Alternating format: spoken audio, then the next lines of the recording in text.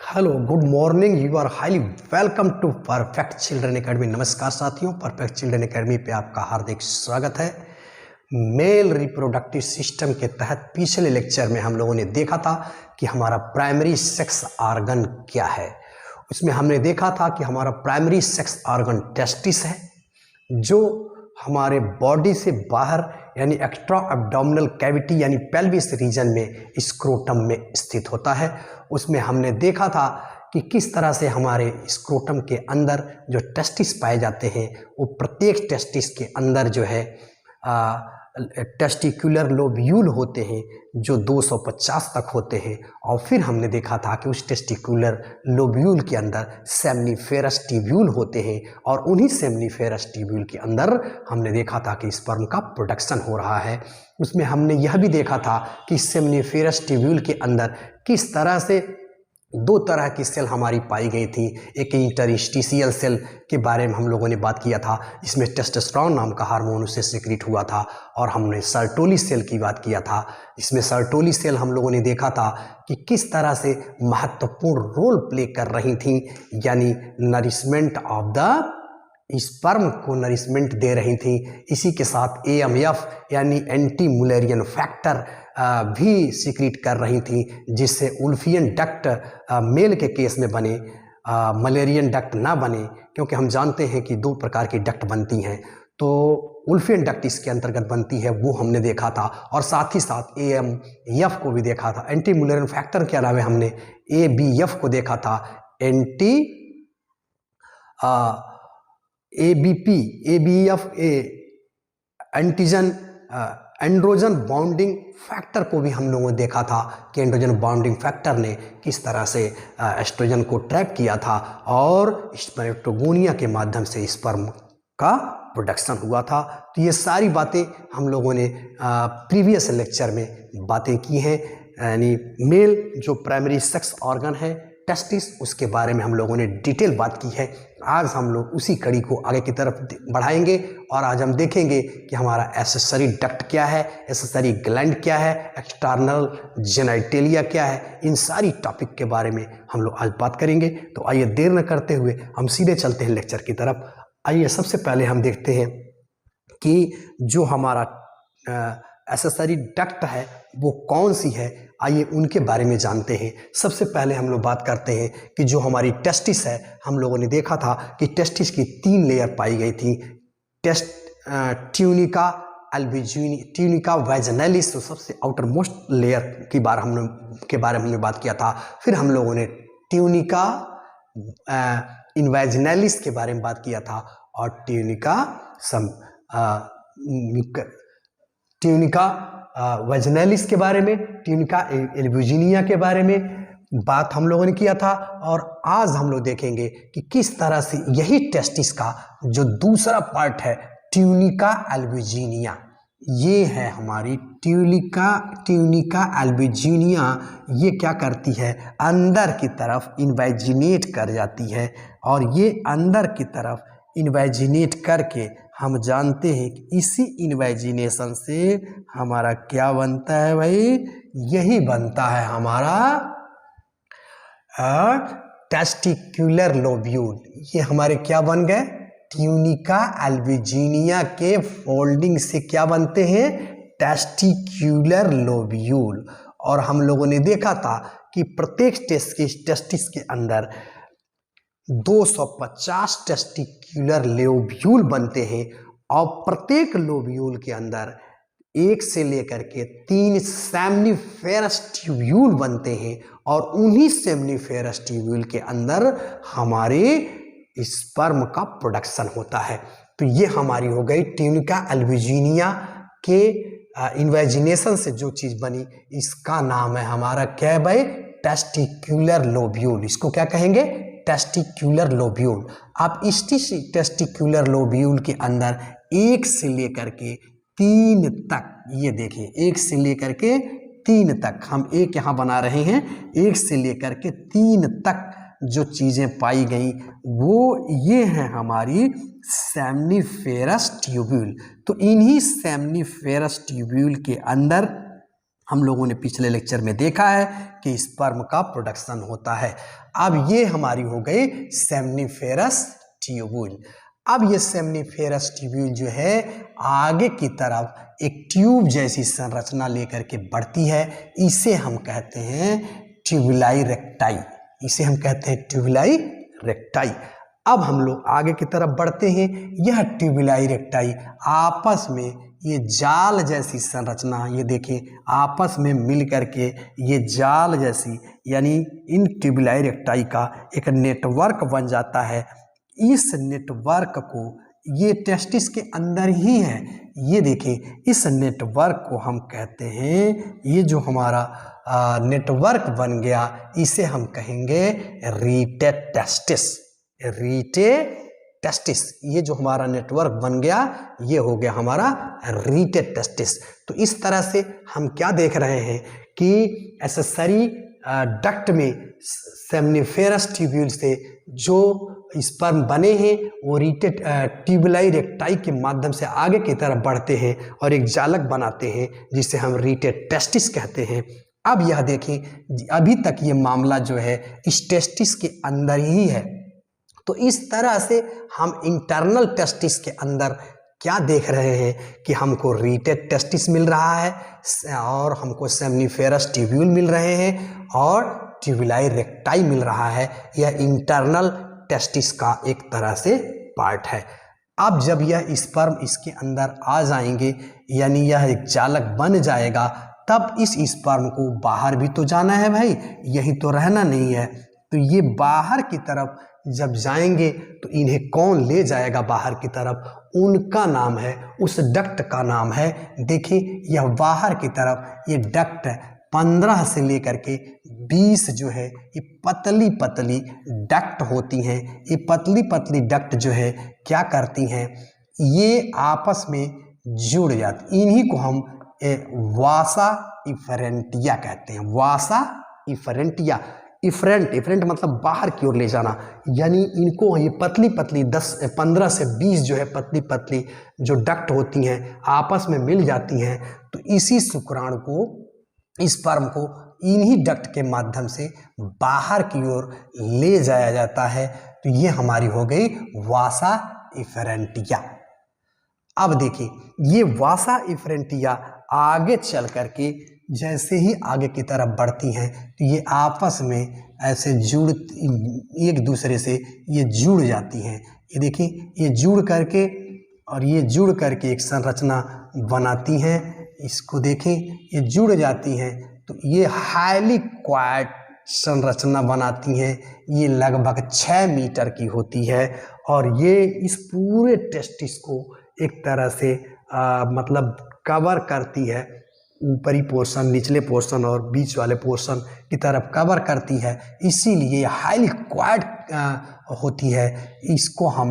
इसको हम कहते हैं एपिडिडाइमिस। वेरी इंपॉर्टेंट, एपिडिडाइमस ये हमारा है हाईली क्वाड जो स्ट्रक्चर आप देख रहे हो, ये क्या है?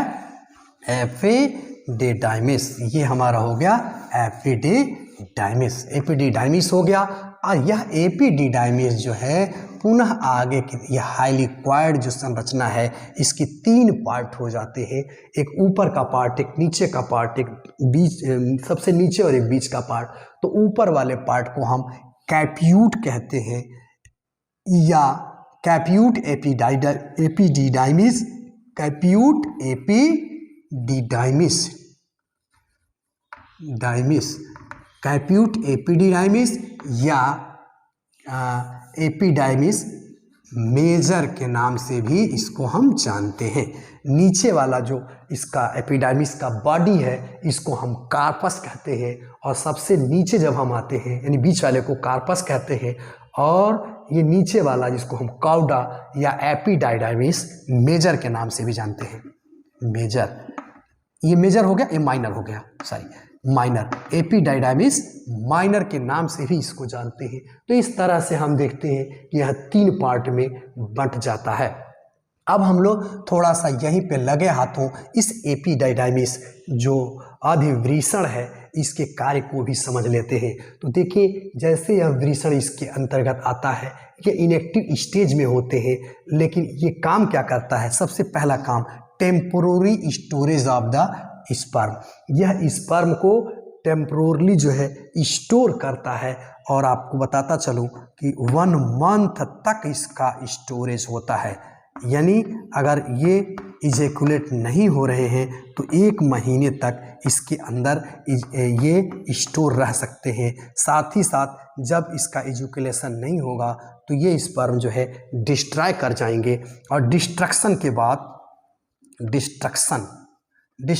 के बाद आप देखोगे कि इसके अंदर जो लिक्विफाइड मटेरियल है उसका एब्जॉर्प्शन भी इसी एपिडिडाइमिस के अंतर्गत संपन्न हो जाता है। साथ ही साथ हम यह भी देखते हैं कि इसके अंदर मैच्योरिटी ऑफ द स्पर्म भी होता है, यानी स्पर्म की मैच्योरेशन भी यहीं पे होता है और साथ ही साथ हम देखेंगे इसके अंदर मोबाइलिटी की कैपेसिटी भी इसी पार्ट के अंदर आकर के होती है। तो ये रहा हमारा एपिडिडाइमिस।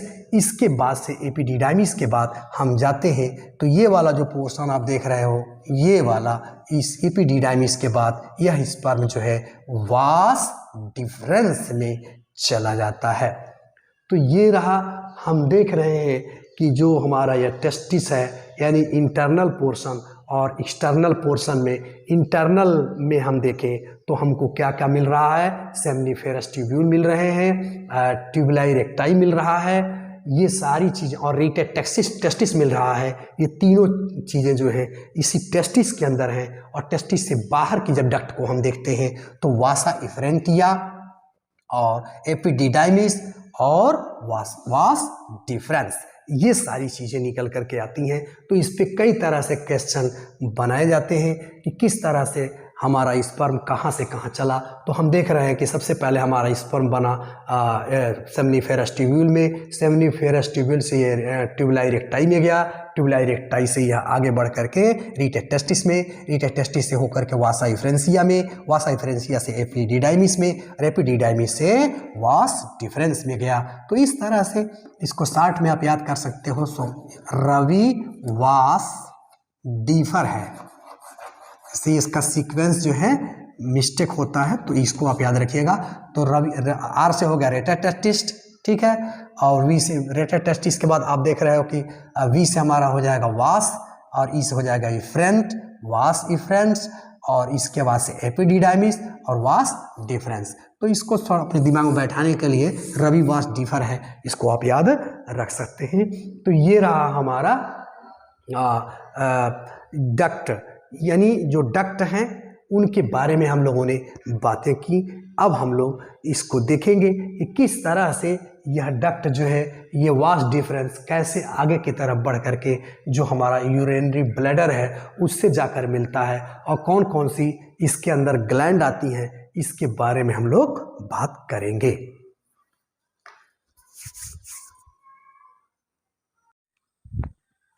अभी तक हम लोगों ने एक्सेसरी डक्ट के बारे में जाना।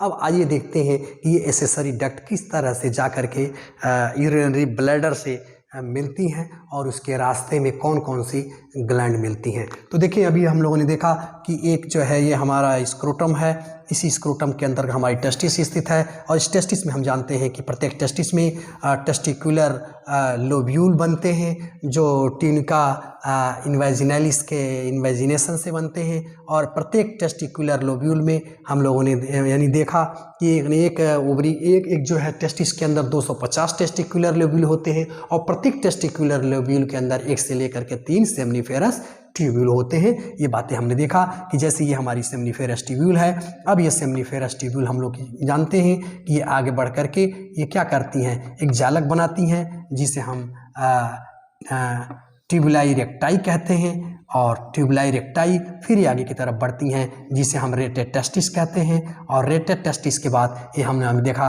कि यहाँ से पतली पतली 15 से 20 जो है नलिकाएँ निकलती हैं, जिसे हम वास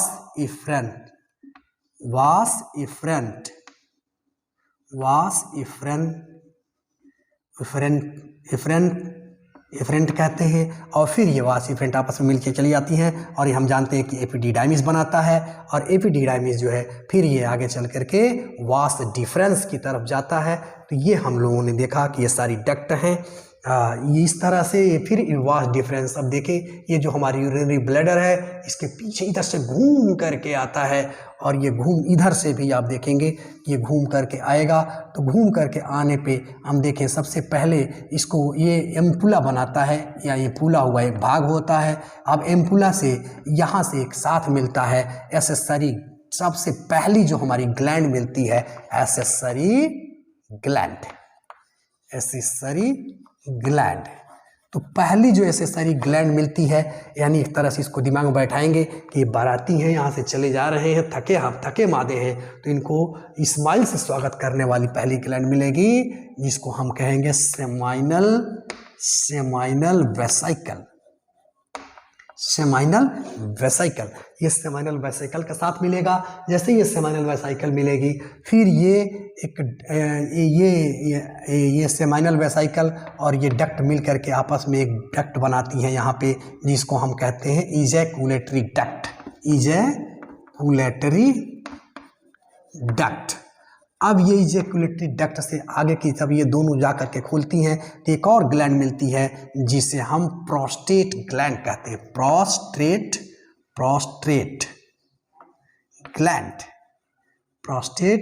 ग्लैंड, ये प्रोस्टेट ग्लैंड मिलेगी। ये भी अपने सिक्रीशन को इसके अंतर्गत डालेगी। इसके बाद से ये मान लीजिए मेहमान हैं, इनको बाहर निकलना है, तो दिमाग में बैठाओ कि इनको उजाला तो चाहिए भाई। तो ये यहाँ से एक और ग्लैंड मिलती है जिसको हम बल्बो यूरेथ्रा कहते हैं, यानी कॉपस बल्ब ये होती हैं बल्बो यूरेथ्रा।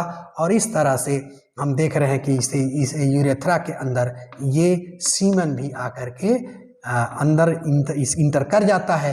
तो इस तरह से हम देख रहे हैं कि यो हमारा हो गया यूरिनोजेनिटल ट्रैक। तो ये है हमारी एसेसरी ग्लैंड। अब आइए एक एक एसेसरी ग्लैंड के कार्य को हम देखते हैं कि एसेसरी ग्लैंड क्या क्या कार्य करती हैं।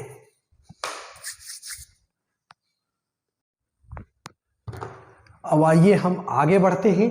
अब हम लोग देखते हैं कि यूरेथ्रा क्या है या मूत्र मार्ग क्या है। तो देखिए यह मूत्र मार्ग या यूरेथ्रा जो है इसी में से हम जानते हैं कि सीमेन और यूरिन दोनों पास होते हैं, इसीलिए ये जो है यूरिनोजेनिटल अपर्चर भी इसको कहते हैं। और इसमें देखें क्या होता है, इसको हम देखेंगे तो नियर अबाउट 20 सेंटीमीटर ये लंबा होता है। आइए देखते हैं कि जैसे ये हमारी है यूरिनरी ब्लैडर, ये हम देख रहे हैं यूरिनरी ब्लैडर, और हम जान रहे हैं कि ये हमारा बाहर की तरफ ये वृषण कोश है। इस वृषण कोश में वृषण है और इस वृषण से हम जान रहे हैं कि यह एपिडिडाइमिस निकल करके यह एपिडिडाइमिस और फिर ये आगे बढ़ करके वास डिफरेंस ये आगे की तरफ ये बढ़ता है और यहाँ पे हैंग करता है और यहाँ पे हम जान रहे हैं कि एम्पुला बनाता है। और एम्पुला जैसे ही आगे की तरफ बढ़ता है तो यहाँ पे पहली जो हमारी एसेसरी ग्लैंड मिलती है वो सेमाइनल वेसिकल मिलती है, ये हम जान रहे हैं। सेमाइनल वेसिकल का साथ मिलता है और जैसे ही सेमाइनल वेसिकल का साथ मिलता है ये बन जाती है, इसका नाम हो जाता है इजैकुलेटरी डक्ट हो जाता है। और ये इजैकुलेटरी डक्ट जो है आगे की तरफ ये यूरिनोजेनिटल जो अपर्चर है इसमें खुलती है, यूरेथ्रा में खुलती है। फिर यहाँ पे प्रोस्टेट ग्लैंड, ये प्रोस्टेट ग्लैंड्स का साथ मिलता है। हम जानते हैं कि प्रोस्टेट ग्लैंड जो है सिंगल होती है और सेमिनल वेसिकल ये दोनों तरफ पाई जाती है, डबल होती है। फिर ये आगे हम बढ़ते हैं तो देखते हैं कि ये हमारा बल्बो यूरेथ्रा या कॉपर्स ग्लैंड्स मिलती हैं। ये कॉपर्स ग्लैंड्स भी अपना सिक्रीशन इसमें डालती हैं।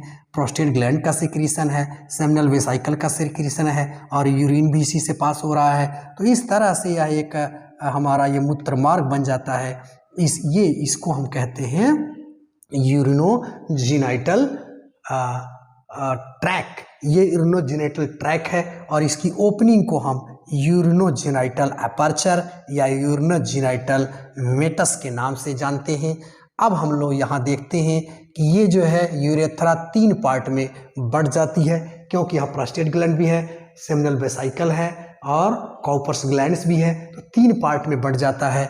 अगर हम यहाँ से लेकर के यहाँ तक यानी प्रोस्टेट ग्लैंड तक की बात करें तो ये एक देख रहे हैं पोर्शन हमको दिख रहा है, इसको हम चूँकि प्रोस्टेटिक रीजन में है इसीलिए हम प्रोस्टैटिक यूरेथ्रा भी इसको कहते हैं। फिर एक छोटा सा हम देख रहे हैं ये कॉपर्स यानी बीच वाला जो पोर्शन है इसको हम मेम्ब्रेनस यूरेथ्रा भी कहते हैं। और इसके बाद से थोड़ा सा देख रहे हैं कि बड़ा है, ये हमें ये पेनिस वाला पोर्शन है जिसे हम फिनाइल यूरेथ्रा कहते हैं। तो इस तरह से हम क्या देख रहे हैं कि सबसे शार्ट जो यूरेथ्रा है हमारी मेम्ब्रेनस यूरेथ्रा है।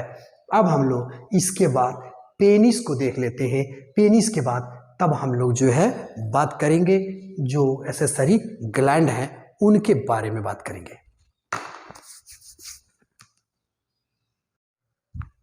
अब आइए यहीं पे लगे हाथों एक्सटर्नल जेनिटलिया यानी पेनिस को भी हम देख लेते हैं। तो देखिए जो हमारा पेनिस है हम जानते हैं यह मेन कॉपुलेटरी ऑर्गन है। यह जनरल स्टेज में शिथिल अवस्था में होता है, लेकिन एक्साइटमेंट सेक्सुअली एराउजल स्टेज में यह इसके अंदर जो है ब्लड फुलफिल हो जाते हैं, जिसके वजह से यह इरेक्शन इसके अंतर्गत आता है और इरेक्शन के बाद इजैकुलेशन हो जाता है। तो ये क्या है, इसका स्ट्रक्चर कैसा है, आइए इसको देखते हैं, इसके एक्सटर्नल स्ट्रक्चर को और इंटरनल स्ट्रक्चर को। तो पेनिस हमारा यह देखिए ये जनरल हमारा एक पेनिस है, आप जानते हो यह इसकी जो बॉडी है इसको हम soft of the body, soft portion of the penis कहेंगे इसको, ठीक है, ये सॉफ्ट पोर्शन है। और इसके अंदर आप देख रहे हैं कि यह एक जिसको हम यूरेथ्रा कह रहे हैं, यहाँ से यूरिनोजेनाइटल अपर्चर है ये, यानी यूरिन भी और स्पर्म भी इससे निकल करके आता है। और ये पेनिस का आप देखेंगे ये सबसे आउटर मोस्ट जो अपर्चर है यानी लास्ट में जो ये अपर्चर खुल रहा है इसको हम यूरिथ्रल मीटस कहते हैं। और ये जो उभरा हुआ तल है इसको हम ग्लांस पेनिस कहते हैं। अब आप यह भी देखोगे कि इसके बाहर यहाँ 60 से लेकर के यहाँ तक ग्लांस पेनिस से ऊपर की ओर एक और स्किन इधर से पाई जाती है जिसे हम फोर स्किन कहते हैं। ये फोर स्किन है, ये इस ग्लांस पेनिस पे अटैच नहीं होती है, इसको हम चाहें तो इसको हम पुश करके पीछे भी ढकेल सकते हैं। तो इसके अंदर स्पेशल ऑर्डर भी होता है और इस कुछ कुछ रिलीजन में जैसे इस्लाम में आप देखेंगे कि छोटे बच्चों का यहीं से इसको कट कर देते हैं। छोटे बच्चे जो होते हैं इसको सुन्नत कहते हैं वो, और इसको काट करके इसको निकाल दिया जाता है यानी फोर स्किन को। तो ये हम देखते हैं कि लुब्रिकेशन में मदद करती है हमारी। तो ये फोर स्किन निकाल दी जाती है, सभी रिलीजियस में नहीं, लेकिन जैसे इस्लाम में और धर्मों में इसको निकाल दिया जाता है छोटे जब बच्चे रहते हैं तभी। तो ये हमारी फोर स्किन बाहर निकाल दी जाती है। अब आइए थोड़ा सा हम इस पेनिस को कट करें, इसका सेक्शन ट्रांसवर्स सेक्शन काटें तो हमको क्या दिखाई देगा। और हम जानते हैं कि ये जो सिरो इसको क्या नाम देते हैं, अभी थोड़ा सा ध्यान में रखिएगा। ये फोर स्किन जो काट करके निकाली जा रही है इसको एक नाम देते हैं। जिस तरह से हम इस टेस्टिस को बाहर निकाल देते हैं तो एक उसको नाम देते हैं जिसको आप जानते हो कि कैस्ट्रेशन के नाम से कहते हैं, यानी बंधियाकरण कहते हैं, तो जिसके वजह से वो नपुंसक हो जाता है। और लेकिन उसी तरह से ये फोर स्किन को जब हम हटा देते हैं तो इसको एक नाम देते हैं, यानी सर्जिकली इसको रिमूव कर देते हैं फोर स्किन को। तो जब बच्चा छोटी अवस्था में होता है तभी इसको सर्जिकली रिमूव कर देते हैं, तो इसको हम कहते हैं सर्कमसेशन। इस बात को याद रखिएगा। तो ये सर्कमसेशन के माध्यम से इसको निकाल दिया जाता है। अब आइए इसकी ट्रांसफर सेक्शन को हम काट के देखते हैं। तो जब हम ट्रांसफर सेक्शन काटते हैं तो हमको इस तरह की संरचना दिखाई देती है। हम देखेंगे कि दो चीज़ें हमको ऊपर यानी डार्सल पोर्शन पे, डार्सोलैटरली पोर्शन पे हमको दो चीज़ें यहाँ दिखाई देंगी। ये दो पार्ट में यह दिखाई देती हैं। इसको हम आइए क्या नाम देते हैं, ये हमारी है कार्पस कैवर्नोसा या कार्पस कैवर्नोसम इसको कहते हैं। ये दो होती हैं ऊपर की तरफ यानी डार्सोलैटरली। इसके अंदर ब्लड फुलफिल हो जाते हैं जब सेक्सुअली एक्साइटेड होता है मेल, तो इसके अंदर ब्लड फुलफिल की हो जाती हैं और यह पेनिस जो है इरेक्टाइल हो जाता है, यानी इसमें तनाव उत्पन्न हो जाता है। और नीचे की तरफ हम देख रहे हैं एक और हमको एक दिखाई देती है, ये एक सिंगल होती है जो वेंट्रल साइड पे, इसको हम कार्पस स्पॉन्जियोसम कहते हैं। और स्पॉन्जियोसम आप ध्यान दीजिए कि जो ये यूरेथ्रा है यानी जो यूरिनोजेनिटल पोर है यानी यूरेथ्रा, इसी कार्पस यूरेथ्रा इसी से निकल करके आती है, यानी यूरेथ्रा का निकास जो है कार्पस स्पॉन्जियोसम से होता है। इस बात को ध्यान में रखिएगा। कार्पस कैवर्नोसा दो होती हैं, कार्पस स्पॉन्जियोसा एक होती है और कार्पस स्पॉन्जियोसा से ही होकर के यूरेथ्रा हमारी बाहर निकलती है।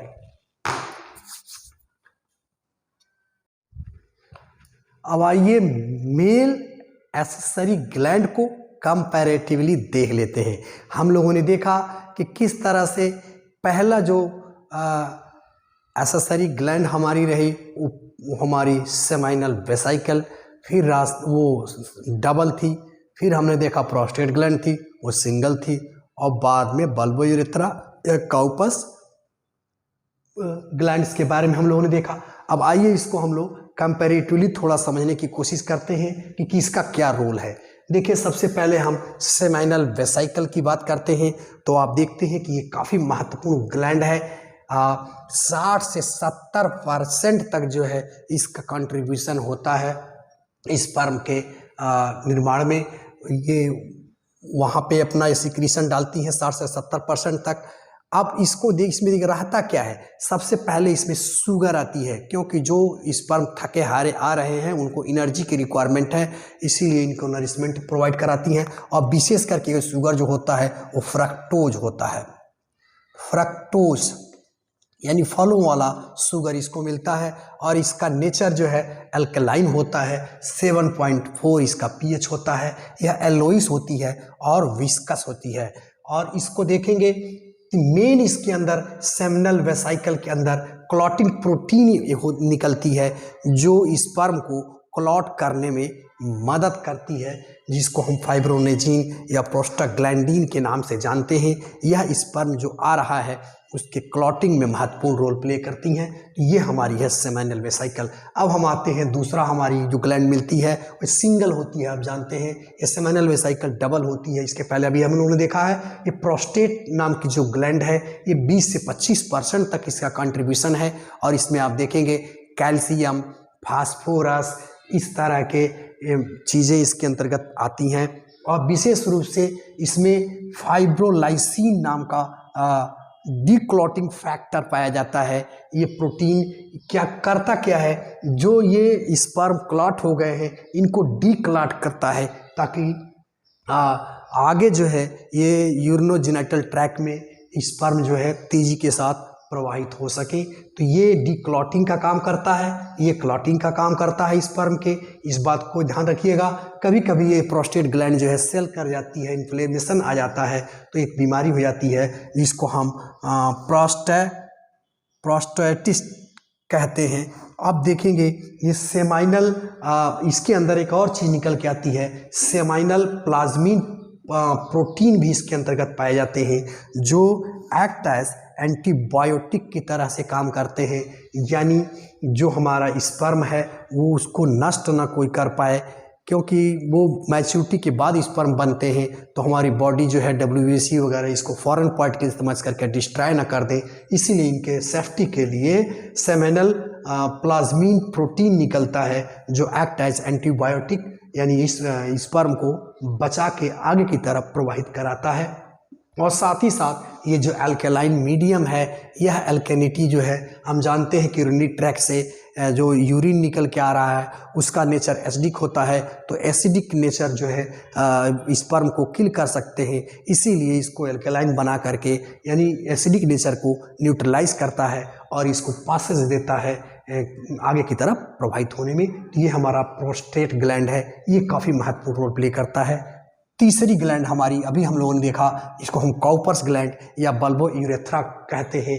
इसका काम क्या है, इसमें देखें हम, ये करती क्या है, protect passing sperm bye neutralising acid from urine in the urethra. Urethra के अंदर जो एसिडिक मीडियम है उसको न्यूट्रलाइज करते हुए जो स्पर्म है हमारे उनको एक प्रोसेस रास्ता देती है और साथ ही साथ ये लुब्रिकेशन का काम करती है और म्यूकस का सिक्रीशन करती है। तो ये हमारी 3 महत्वपूर्ण ग्लैंड हैं जो काफ़ी महत्वपूर्ण रोल प्ले करती हैं यानी स्पर्म को आगे की तरफ बढ़ने में।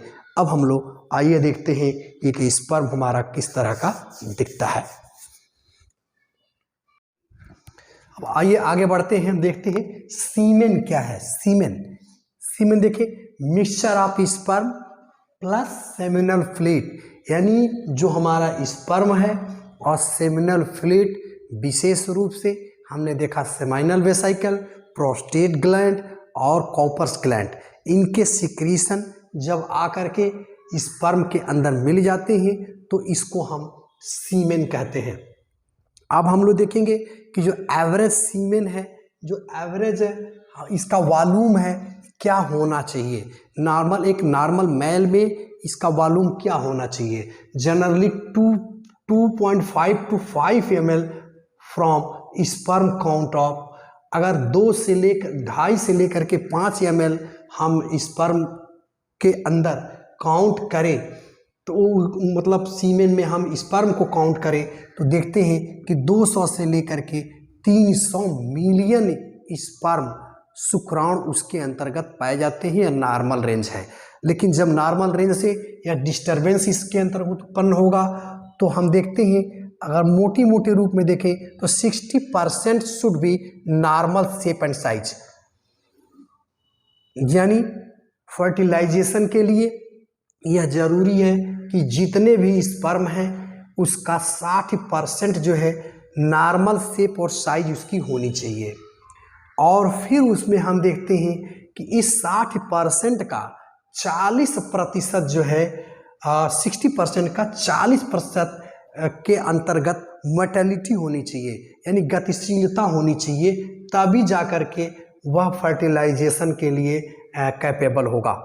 नेचर इसका हम थोड़ा सा ध्यान दें तो नेचर जो है इसका एसिडिक ना हो करके अल्कलाइन होना चाहिए। अगर मोटे रूप में इसको हम काउंट करें तो हम देखें 1 ml को मोटी अगर हम ले लें तो 100 मिलियन जो है जनरल जो है स्पर्म, इसके शुक्राणु इसके अंतर्गत पाया जाना चाहिए। लेकिन ये तो नॉर्मल शेप एंड नॉर्मलसी की बात है, लेकिन इसके अंदर जब एबनॉर्मेलिटी उत्पन्न होती है तो पुरुष जो है स्टेराइल हो जाता है।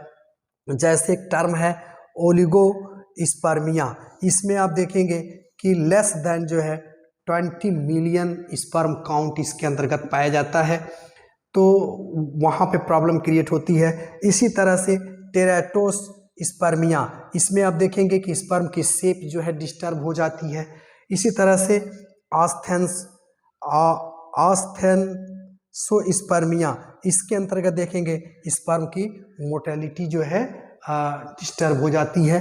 तो ये कुछ ऐसे फैक्टर हैं जो ले करके जाते हैं इनफर्टिलिटी की तरफ।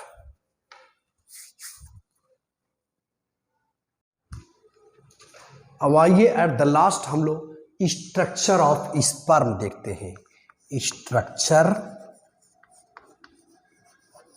ऑफ स्पर्म, तो देखिए जो हमारा शुक्राणु होता है, जो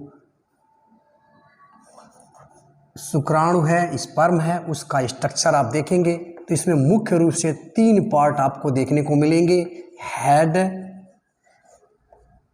नेक एंड टेल। ये 3 पोर्शन हमको देखने को मिलते हैं इस शुक्राणु के अंदर। देखिए जैसे ये हमारा शुक्राणु है, इसका जो ऊपर वाला पोर्शन आप देख रहे हो, ये सबसे पहला हेड में जो सबसे ऊपर वाला पोर्शन है इसको हम कहते हैं एक्रोसोम। और यह एक्रोसोम जो है बनता है मॉडिफिकेशन ऑफ गोल्गी apparatus, या इसको हम एक तरह से लाइसोसोम भी कह सकते हैं। तो दोनों विकल्प इसमें आपका सेट होगा, यानी एक्रोसोम। इसका काम क्या है? काम ये है कि जैसे ये अंडाणु है, इस अंडाणु के अंदर पेनिट्रेट करके इस शुक्राणु को प्रवेश करना है। तो इसके अंदर यह एक्रोसोम अगर नहीं रहेगा तो ये इसके अंदर पेनिट्रेशन नहीं हो पाएगा, और यह एक प्रकार का ये एक सीक्रेट करता है एक पदार्थ जिसको हम स्पर्म लाइसिन कहते हैं, जिसके वजह से इसको डिजॉल्व करता है और इसके अंदर इसकी एंट्री हो जाती है। तो ये हमारा एक्रोसोम है। अब हम आते हैं दूसरा जो हम देखते हैं, ये हमारा जो पोर्शन हम देख रहे हैं ये है हमारा न्यूक्लियस या इसका जेनेटिक मटेरियल। तो आप जानते हैं कि ये जेनेटिक मटेरियल इसका क्या होगा भाई? हैप्लॉइड होगा, क्योंकि हमारे बॉडी के सारे सेल जो है डिप्लॉइड होते हैं और स्पर्म जो है और ओवा ये हैप्लॉइड होते हैं। इसका मतलब यह यानी 23 क्रोमोसोम इसके अंतर्गत पाए जाएंगे। इसके बाद से हम आते हैं नेक्स्ट पार्ट की तरफ, जो हमारा हेड रीजन है। इस हेड रीजन में आप देखते हैं कि ये हमारा जेनेटिक मटेरियल उपस्थित है। फिर हम थोड़ा सा मिडिल पोर्शन में जब आते हैं, यानी नेक रीजन में जब आते हैं, तो इसमें हम देखते हैं कि ये प्रॉक्सिमल और डिस्टल, ये दो तरह के सेंट्रियोल पाए जाते हैं। प्रॉक्सिमल का मतलब थोड़ा सा ऊपर की ओर। ये जब जाइगोट हमारा बन जाएगा, उसमें फर्स्ट क्लीवेज आएंगे, तो उसमें है प्रॉक्सिमल सेंट्रियोल कार्य करता है। और फिर हमारा डिस्टल जो है थोड़ा दूर की तरफ है, ये हम देखते हैं। अब ये नेक रीजन के बाद, ये नेक रीजन में उपस्थित है। इसके बाद से हम नीचे की तरफ जब आते हैं, मिडिल रीजन में आते हैं, तो हम देखते हैं कि यहाँ पे माइटोकॉन्ड्रिया स्थित होती हैं। और ये माइटोकॉन्ड्रिया जो है स्पाइरल इन शेप होती हैं, और विशेष रूप से यह इस माइटोकॉन्ड्रिया का काम आप जानते ही हो कि power house of the cell होता है। इस स्पर्म को एनर्जी प्रोवाइड कराती है, जिसके वजह से इसके अंदर मोटेलिटी की प्रक्रिया संपन्न होती है। अब इसके बाद से हम जानते हैं कि यहाँ से ये टेल वाला रीजन स्टार्ट हो जाता है। तो ये है ब्रीफ डिस्क्रिप्शन अबाउट स्पर्म, जो मेल गैमिट है, इसके बारे में हम लोगों ने जाना। और हमने कोशिश की कि ये मेल जो सेक्स ऑर्गन है वो क्या है। अगर इस चैनल पे आप नए हैं तो इस चैनल को सब्सक्राइब करें, लाइक करें और कमेंट करना बिल्कुल ना भूलें, क्योंकि आपके सब्सक्रिप्शन की हमें सख्त ज़रूरत है। अगर अभी भी आप हमको लाइक नहीं करते हैं या हमें सब्सक्रिप्शन नहीं देते हैं, तो अभी हम यूट्यूब से विदा होने की प्लानिंग बना रहे हैं।